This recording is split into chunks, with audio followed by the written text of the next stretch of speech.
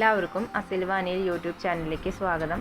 ഇന്ന് നമ്മളിവിടെ പരിചയപ്പെടുത്തുന്നത് നമ്മുടെ അമ്പലത്തിലൊക്കെ തയ്യാറാക്കുന്ന നല്ല കട്ടപ്പായസമില്ലേ, നല്ല അടിപൊളി ടേസ്റ്റാണ് അല്ലേ. ആ അമ്പലത്തിലെ പായസം എന്ന് പറയുന്നത് അമ്പലത്തിൽ തയ്യാറാക്കുന്നത് എപ്പോഴും അതേ ഒരു ടേസ്റ്റിൽ നമുക്ക് ഏകദേശം ടേസ്റ്റിലൊക്കെ നമുക്ക് നന്നായിട്ട് കിട്ടിയിട്ടുണ്ട്. പിന്നെ ആ പ്രസാദത്തിന് നമ്മളുടെ മനസ്സിൽ നിന്ന് വരുന്ന ഒരു ഭക്തിയുടെ ടേസ്റ്റാണ് പിന്നെയുള്ളത്. അത് നമുക്ക് അമ്പലത്തിൽ നിന്ന് വാങ്ങിക്കുമ്പോൾ തന്നെയാണ് നമുക്ക് അതിൻ്റെ ഒരു സംതൃപ്തി ലഭിക്കുകയുള്ളൂ.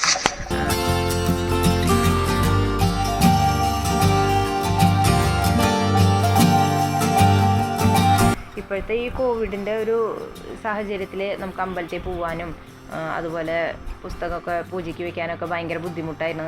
അപ്പം ഞങ്ങളുടെ വീട് തന്നെ തിരുവള്ളക്കാവിൻ്റെ അവിടെയാണ്. അപ്പോൾ തിരുവള്ളക്കാവിലൊന്നും പുസ്തകം പൂജയ്ക്ക് വെക്കുന്നില്ല എന്നാണ് ഈ ഒരു പ്രാവശ്യം പറയണ കേട്ടെ. പിന്നെ ഈ ഒരു സാഹചര്യത്തിൽ നമ്മൾ അമ്പലത്തിൽ പോയിട്ട് തന്നെ ഒരുപാട് കാലമായിട്ടുണ്ടായിരിക്കും. ഇപ്പോൾ അമ്പലത്തിൽ പോകാമെന്നുണ്ട് വെച്ചാൽ നമ്മൾ ആ റിസ്ക് ഒന്നും എടുക്കാറില്ല. അപ്പോൾ ആ അമ്പലത്തിൽ നിന്നൊക്കെയുള്ള ഒരു പ്രസാദം കഴിച്ചിട്ട് തന്നെ നമ്മൾ കുറച്ച് കാലമായിട്ടുണ്ടായിരിക്കും.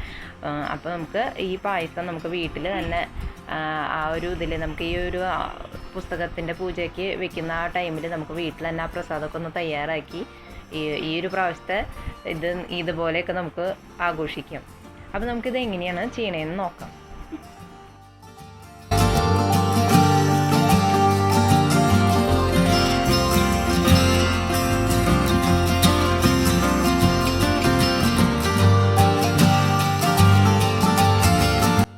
അപ്പോൾ ഇതിനായിട്ട് നമ്മൾ എടുത്തിരിക്കുന്നത് മെഷർമെൻറ്റ് കപ്പിൽ 1 കപ്പ് പായസം റൈസാണ്, അഥവാ ഉണക്കലരി. അപ്പോൾ ഉണക്കലരി എടുക്കുന്നത് തന്നെയാണ് ഇതിൻ്റെ കറക്റ്റ് ടേസ്റ്റ് കിട്ടുള്ളൂ.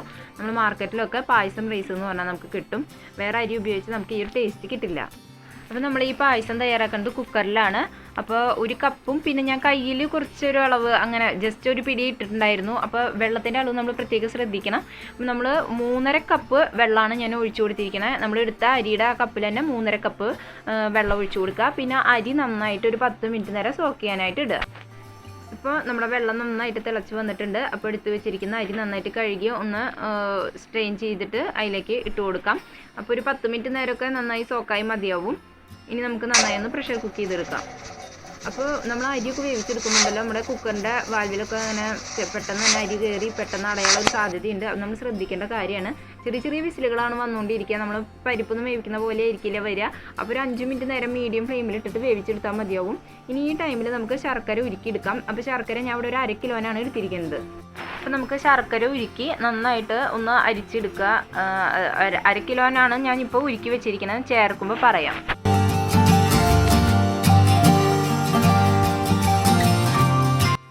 ഇപ്പോൾ നമ്മുടെ അരിയൊക്കെ നല്ല കറക്റ്റ് പാകമായിട്ട് വെന്ത് വന്നിട്ടുണ്ട്. ഒരുപാട് വെന്ത് ഇതായിട്ടില്ല, നല്ല പായസത്തിലൊക്കെ എടുക്കുന്ന പോലെ നല്ല പാകത്തിനായിട്ട് വന്നിട്ടുണ്ട്. വെള്ളം ഒട്ടും തന്നെ വെള്ളം ഇല്ലാതെ വന്നിട്ടുണ്ട് കേട്ടോ. അപ്പോൾ നമ്മൾ ഒഴിച്ച വെള്ളം അതുപോലെ തന്നെ മീഡിയം ഫ്ലെയിമിൽ 5 മിനിറ്റ് വെച്ചിട്ടുള്ള ആ ഒരു ഇതൊക്കെ കറക്റ്റ് പാകമാണ്. ഇപ്പോൾ നമ്മൾ പായസം ഈ കുക്കറിൽ തന്നെയാണ് വെക്കുന്നത്. ഇതിനു വേണ്ടി നമുക്ക് ഉരുളി ഉപയോഗിക്കേണ്ട ആവശ്യമില്ല. നിങ്ങൾക്ക് താല്പര്യമാണെങ്കിൽ അങ്ങനെ ചെയ്താലും കുഴപ്പമൊന്നുമില്ല. ഇനി നമുക്കിതിലേക്ക് ശർക്കര ഒഴിച്ചു കൊടുക്കാം. അപ്പം നമ്മൾ മുഴുവനും ശർക്കര പാനി ഇപ്പോൾ ഒഴിച്ചു കൊടുക്കേണ്ട ആവശ്യമില്ല. നമ്മൾ നോക്കുക, മധുരം നോക്കിയതിന് ശേഷം മുഴുവനും ഒഴിച്ചു കൊടുത്താൽ മതിയാവും കേട്ടോ. ഇപ്പോൾ ഇത്രയും ഒഴിച്ചു കൊടുത്തിട്ട് നന്നായി ഒന്ന് ഇളക്കി അതിൻ്റെ പാകമൊക്കെ ഒന്ന് നോക്കുക. അരിയിൽ നന്നായിട്ട് ശർക്കരയിൽ കിടന്ന് നന്നായി ഇതാകുമ്പോഴാണ് അരിയിലേക്കൊക്കെ നല്ല മധുരം പിടിക്കുള്ളൂ. ഇത്തിരി മധുരം മുന്നിട്ട് നിൽക്കുക തന്നെ വേണം. ഇനി നമുക്കിതിലേക്ക് ഒരു 2 ഏലക്കായ ചേർത്ത് കൊടുക്കാം. അപ്പോൾ അധികമൊന്നും ചേർക്കണ്ട. ഏലക്കായ ചേർത്തില്ലെങ്കിൽ നമ്മുടെ പായസത്തിന് ഒരു വേറെ സ്മെല്ലായിരിക്കും. അപ്പോൾ ഒരുപാട് ഏലക്കായും ചേർത്ത് കൊടുക്കരുത്. 2 ഏലക്കായ മാത്രം മതി. പിന്നെ നമുക്ക് ബാക്കിയുള്ള ശർക്കര പാനി കൂടി ചേർത്ത് കൊടുക്കാം. കാരണം എങ്കിലാണ് മധുരം നല്ല കറക്റ്റായിട്ട് കിട്ടുള്ളൂ നമുക്ക്. അപ്പോൾ ഫുൾ 1/2 കിലോ ശർക്കരയും നമ്മൾ ഇതിനകത്ത് ചേർത്ത് കൊടുത്തിട്ടുണ്ട്. ഇനി ഒരു 3 ടേബിൾ സ്പൂൺ അളവിൽ നമുക്ക് നാളികേരം ചേർത്ത് നന്നായി ഒന്ന് മിക്സ് ചെയ്തെടുക്കാം. നന്നായി ഒന്ന് ഇതിലേക്ക് ഇടുന്ന് ഒന്നായി വരണം. അടുത്തതായിട്ട് നമുക്ക് ചേർക്കേണ്ടത് നെയ്യാണ്. അപ്പോൾ ഒരു 2 ടേബിൾ സ്പൂൺ അളവിൽ നെയ്യും കൂടി ചേർത്ത് കൊടുത്തിട്ട് നന്നായി ഒന്ന് മിക്സ് ചെയ്തെടുക്കുക. അപ്പോൾ നമുക്ക് നെയ്യ് പകുതി ശർക്കര പകുതി അങ്ങനെ തയ്യാറാക്കുന്ന പായസം ഉണ്ട്. അത് നമുക്കിങ്ങനെ കുറച്ച് കാലം കേട് വരാതെ സ്റ്റോർ ചെയ്യുന്ന ടിന്നിലൊക്കെ കിട്ടുന്ന പ്രസാദം വേറെയുണ്ട്. ഈ പ്രസാദത്തിൽ നമുക്ക് 2 ടേബിൾ സ്പൂൺ നെയ്യൊക്കെ മതിയാവും. എന്നിട്ട് നന്നായി ഒന്ന് മിക്സ് ചെയ്തതിന് ശേഷം ഇതിലെ മെയിൻ ഇൻഗ്രീഡിയൻറ്റ് അമ്പലത്തിൻ്റെ ആ ഒരു സ്മെല്ല് വരുന്നുണ്ടെങ്കിൽ എന്ത് വേണം? തുളസിയുടെ ഇല വേണം. അപ്പോൾ തുളസിയുടെ ഇലയും അതുപോലെ തന്നെ തെച്ചിയുടെ പൂവൊക്കെ ഇട്ടിട്ട് നമുക്ക് അമ്പലത്തിൻ്റെ ഒരു സ്മെല്ലൊക്കെ വരുത്താം. അപ്പോൾ അതും കൂടി ഇട്ട് നന്നായി ഒന്ന് മിക്സ് ചെയ്തെടുക്കുക. ഇപ്പം തന്നെ നല്ല അമ്പലത്തിലെ പായസത്തിൻ്റെ ഒരു സ്മെല്ലൊക്കെ വന്നിട്ടുണ്ട്.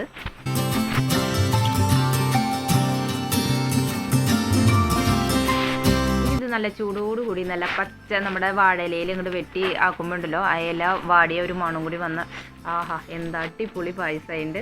അപ്പോൾ എല്ലാവർക്കും ഇഷ്ടമായി കാണുമെന്ന് വിചാരിക്കുന്നു. തീർച്ചയായിട്ടും നിങ്ങൾ ട്രൈ ചെയ്ത് നോക്കുക. എന്നിട്ട് നിങ്ങളുടെ ഫീഡ്ബാക്ക് അറിയിക്കുക. നല്ലതാണെന്ന് തോന്നുകയാണെന്ന് വെച്ചെങ്കിൽ ഫ്രണ്ട്സ് ആൻഡ് റിലേറ്റീവ്സിന് ഷെയർ ചെയ്യുക. അതുപോലെ തന്നെ അടുത്ത റെസിപ്പിയുമായിട്ട് നമുക്ക് വീണ്ടും കാണാം. താങ്ക്